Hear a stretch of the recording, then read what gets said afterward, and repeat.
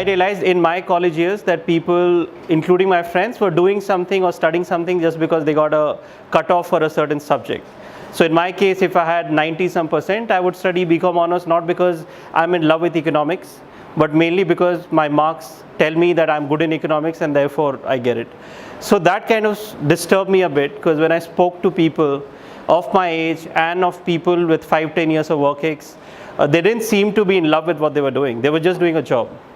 So I went about doing 2 jobs myself just to test it out, whether it's a theory I'm building or actually it works that way, that people just do jobs for the salaries and for maybe some tag of MNC with their names, or they are truly in love with what they do, therefore they are happy doing those jobs.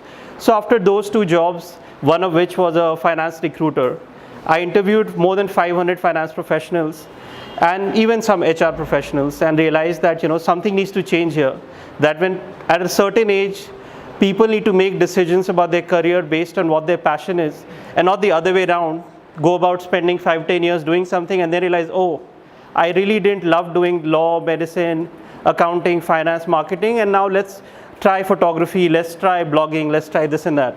So why spend that time, those 5-10 precious years? So that's how it started, and that's what gave birth to Human Circle, which is now a community of thousands of people. Hashtag do what you love is what the whole movement is circled around, and the hashtags reach in the first 4 months of this year, 4-5 months, has already been 1 million people who use hashtag do what you love, who send us stories, blogs, stories of what they love doing, whether it's a simple thing that on the weekend they are doing some painting or doing some kind of a craft, and they might be in a full-time job or students. So people send us a lot of stories, which we use our community and events to highlight them. We become some wise people said this, that we become the average of 5 people we spend most of our time with. Let me give you a quick test for this. So in your head, think of 5 people as on today who you're spending most of your time with. I'll give you 10 seconds. You don't have to think too much about it. In 10 seconds, think of 5 people you're spending most of your time. How many of you thought of 5 people in your head? Okay. So those of you who were able to do it, now ask yourself, not now, maybe before going to bed tonight, do I want to be the average of 5 people I'm spending my time with? In some cases it's yes, some cases it's no. The conversation will start in your head then, just from this itself. Yeah.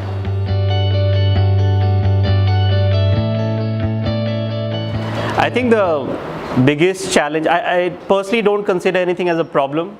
For me, every problem, in my head I say it's a challenge, which means it's an opportunity to add value to something, to someone. So the first challenge we faced was that when we started saying do what you love, people were wondering, so that's a hobby, right? So the perception of the whole idea, follow your passion, do what you love, when you hear people like Steve Jobs, Elon Musk quotes, all of you know Steve Jobs, Elon Musk kind of people, right? Like the big guys, really inspirational. So people think they can do those things, right? Because they are gifted, they are born with it. Sachin Tendulkar can do it, Steve Jobs can do it, but I can't do it because I'm just like a normal person. And if I could do it, it's a hobby. So the first challenge was how to change this mindset of people that do what you love does not mean a hobby only. It could mean a hobby, fine. But the idea is that your whole life can be around this whole idea of do what you love, which means your job can be do what you love, your hobbies can be do what you love, your relationships can be do what you love, which means you hang out with people who are really fond of each other. It goes to that level. So the first challenge was the mindset. The second was when we started Young India Challenge in 2014, we didn't know how many people will apply for it. We always had this policy that we'll select people and the selected people will be allowed to register for this. Then it was a 3-day event. And we didn't have an agenda for it for the first one. So when I was personally interviewing people on the phone, I was asking them, why do you want to come for Young India Challenge? And I have not made a 3-day agenda. So my intent was to crowdsource the agenda. But that is also a challenge because if I interviewed 200 people, which I did, they said different things. So to figure out an agenda for a 3-day event with the theme of do what you love was another challenge, which we kind of tackled with crowdsourcing ideas.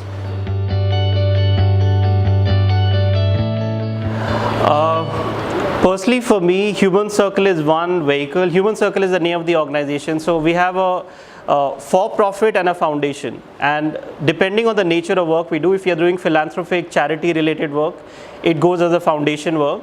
If you're doing for-profit work where we are charging people something for it, then it's a normal, as a company. So my current vision is Human Circle is one vehicle for me to drive the movement. I love speaking, I love writing. So for me in the future, it would be a lot of public speaking, motivational speaking, and a lot of writing as well, whether it's blogging or actually writing a book. So for me, it's Human Circle, speaking and writing are three ways I look at how personally. As Human Circle, the vision is to go 1 million at a time. And when I say this to my friends in Europe, because I've been to 20-25 countries by now, they think it's a huge number. Like, Kamal, how can you say 1 million at a time? Like, some countries have such population, right? So I tell them, how many people in India are below the age of 30, 35? 500 million.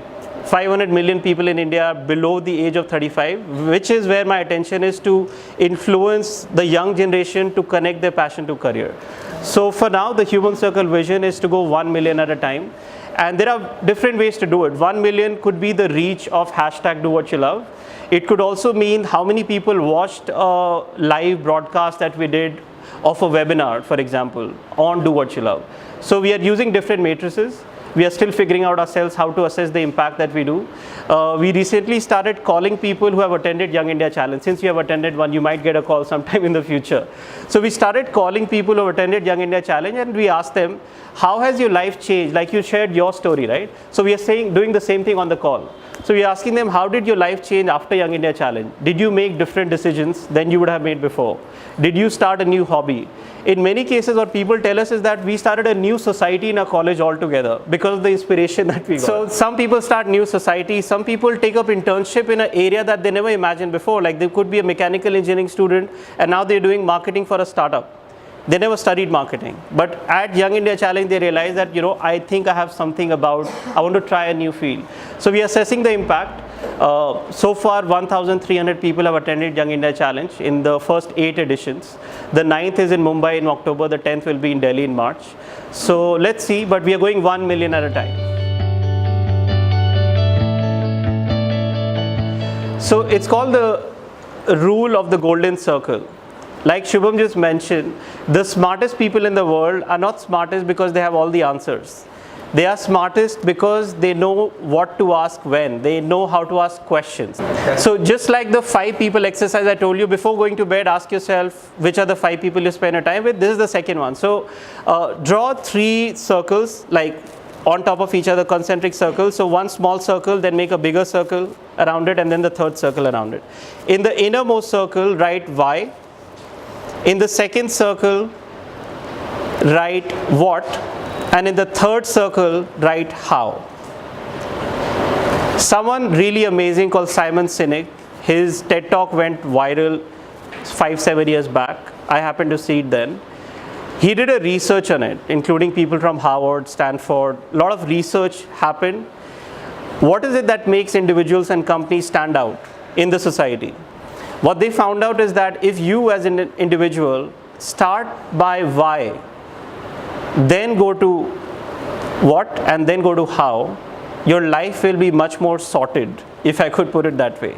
So let me give you an example. So if you're looking to ask yourself, which career should I take up? How many of you are students here? Okay, how many of you are entrepreneurs?